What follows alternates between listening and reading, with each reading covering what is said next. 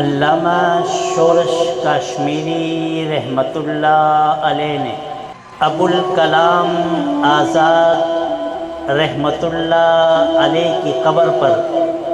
جو قطع پڑا تھا وہ میں آپ کے گوش گزار کرنا چاہتا ہوں۔ عجب قیامت کا حادثہ ہے، اشک ہے، آستی نہیں ہے، زمیں کی رونق چلی گئی ہے، زمیں کی رونق چلی گئی ہے، افق پہ مہر مبیں نہیں ہے، تیری جدائی میں مرنے والے وہ کون ہے جو حزین نہیں ہے، مگر تیری مرگ ناگہاں کا مجھے ابھی تک یقین نہیں ہے۔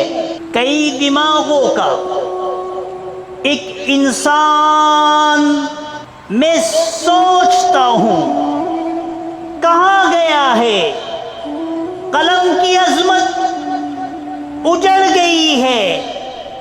زباں کا زور بیاں گیا ہے، اتر گئے کئی منزلوں کے چہرے، امیر کیا کارواں گیا ہے، مگر تیری مرگ ناگہاں کا مجھے ابھی تک یقین نہیں ہے۔ یہ کون اٹھا درو کعبہ، شکست دل خستہ دام پہنچے، جھکا کے اپنے دلوں کے پرچم، خواص پہنچے عوام پہنچے، تیری راحت پہ خدا کی رحمت، تیری راحت پہ سلام پہنچے، مگر تیری مرگ ناگہاں کا مجھے ابھی تک یقین نہیں ہے۔ اگرچہ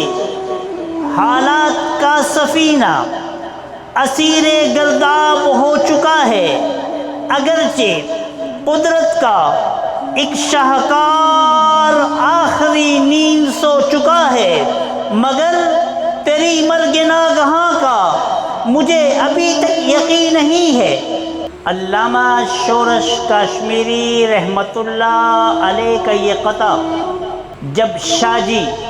جسے دنیا عطا اللہ شاہ بخاری رحمۃ اللہ علیہ کے نام سے جانتی ہے،